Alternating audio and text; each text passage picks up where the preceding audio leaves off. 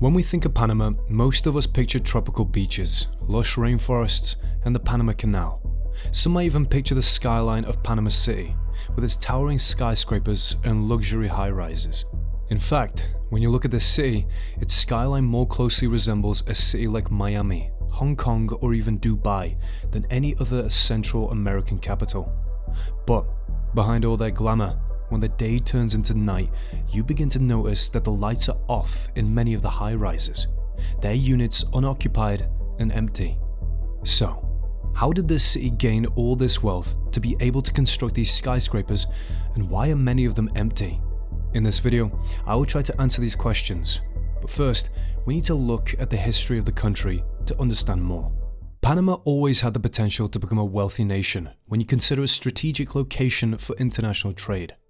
The Panama Canal has managed to connect the Atlantic Ocean to the Pacific ever since its opening in 1914, now earning billions of dollars annually from ships passing through. But since the US was responsible for its original construction and had control over it, little of the canal's revenue actually went to Panama. That doesn't mean that the country didn't benefit from the canal though.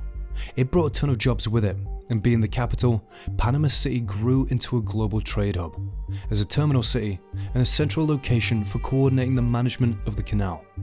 For the better part of the 1900s, Panama's economy grew, but in the 1980s, things started to change. The recession in Latin America wreaked havoc on Panama's economy, which coincided with the rise of dictator Manuel Noriega. Noriega was known for his involvement in illegal drugs and arms trade, and essentially made Panama into a prime example of a narco state. So, how did this come to be? For decades, offshore finance in Panama remained relatively unnoticed. But in 1971, the country established a new banking law that changed this forever.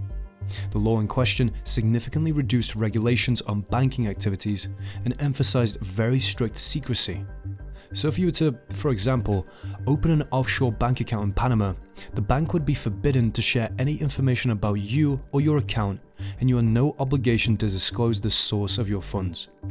Panama also has no tax treaties with other countries to provide an extra layer of protection for foreign investors. And since there are no exchange controls, money can be moved in and out of the country without limits or any mandatory reporting requirements. This meant that almost anyone, from legitimate business owners to drug lords, could move their money into Panama without raising any suspicion, making Panama a paradise for money laundering. And when Noriega had gained power, he took full advantage of these laws and close ties he had developed with Colombian cartels to establish what is now regarded as the continent's first narco state. After striking a deal with Pablo Escobar and the Medellin cartel in 1982, Noriega began charging Colombian traffickers an estimated $100,000 a load to fly cocaine into Panama. Throughout the 1980s, Colombians would use Panama as a safe haven for laundering their dirty money, and as a transit point for cocaine shipments heading north.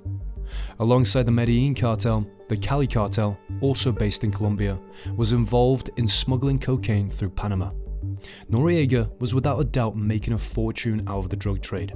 While the exact amount of money that Noriega earned during this time is uncertain, it's estimated to be over $300 million, including over $60 million in bribes. However, as time went on, the world started to take notice of Noriega's increasingly obvious dealings with the Colombian cartels.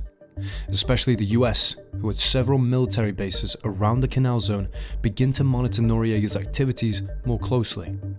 Ironically, Noriega had been a valuable asset to the US for a long time, having previously worked as a CIA agent, providing information on regional conflicts and helping the country combat leftist movements in Central America. And since the US had helped Noriega gain power and turn a blind eye to his involvement in corruption and drug trafficking, their support for him risked becoming a full-blown scandal for the American government if it became public. To prevent this, the US invaded Panama in 1989 under the codename Operation Just Cause, with the goal of removing Noriega from power. The invasion was successful, at least from an American perspective, and Noriega surrendered on January 3, 1990. He was then flown to the US, where he was sentenced to 40 years in prison. At the end of it, Noriega's downfall was more motivated by his relationship with the US than by his apparent corruption. After the invasion, Panama was set with the task of rebuilding its economy and reputation, and cleaning up the damage that Noriega's leadership caused. And luckily enough, the country started to slowly recover over the course of the next decade. Changes were urgently needed, and the new president, Ernesto Perez Balladares, launched just that, an economic reform program aimed at revitalizing Panama's economy. His plan focused mainly on attracting foreign investors to bring clean money and jobs to the country. And it worked. Many international companies were drawn to Panama, and big industries like shipping, banking, and trade began to grow, especially around the Panama Canal and the colon-free trade zone, which drove the economic recovery. Panama also gained full control of the canal in 1999, which further sustained the growth. Even though drug organizations still valued Panama and their dealings in the country still continued after Noriega's fall, their presence became much more discreet. However, the dirty money from the drug trade during Noriega's time didn't simply disappear. Much of the billions of dollars remained embedded in the country's economy, in sectors like real estate, banking, and offshore finance. So while the country in a way benefited from the influx of capital, it also kept the country's reputation of being a money laundering hub and continued to attract criminals. That leads us to Panama City's skyscraper boom in the 2000s. Beginning in the early 2000s, the city experienced an unprecedented construction boom. Skyscrapers and luxury high-rises started popping up all over the city, reshaping the skyline seemingly overnight. The boom was fueled by the increasingly growing economy and a wave of foreign investment. But there was another side to this story. Locals began calling these new buildings cocaine towers. At first, it might sound silly, but there's definitely at least some truth behind the nickname. Even after the fall of Manuel Noriega, the flow of cocaine through Panama didn't stop at all, as I mentioned earlier. Throughout the 1990s and 2000s, Panama remained a major transit point for drug trafficking, and a new generation of Colombian and Mexican cartels kept on using Panama as a meeting place. Let's be honest, given the country's location, banking laws, and their use of the US dollar as its national currency, cocaine trafficking and money laundering is sadly almost inevitable. For the cartels and other organized crime groups, real estate became a popular way to clean this money.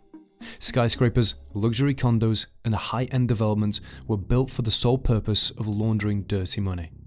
One example of this is the arrest of Colombian drug lord Jose Urrego in 2007 at the height of the construction boom. Panamanian police discovered that he owned properties and businesses across Panama, even including a private island valued at around $12 million. Urrego had served a short sentence for drug smuggling in Colombia back in 1998 and later went on to obtain a Panamanian ID card in 2004. And this is only one of the many similar occurrences. Locals started noticing that many of the new buildings were mostly empty, dark at night, with no one living in them. It was clear from the start that many of these weren't homes or offices. They were investments, often bought with laundered money, including funds tied to the cocaine trade.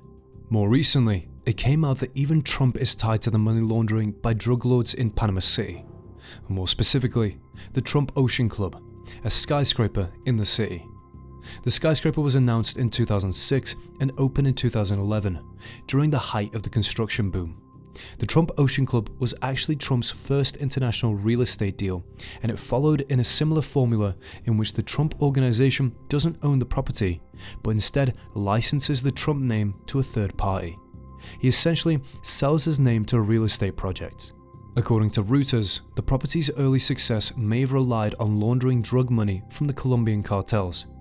A central figure in this operation was the fraudster David Eduardo Helmer Murcia Guzman, who later got sentenced by a US court to 9 years in prison for laundering money through companies and real estate.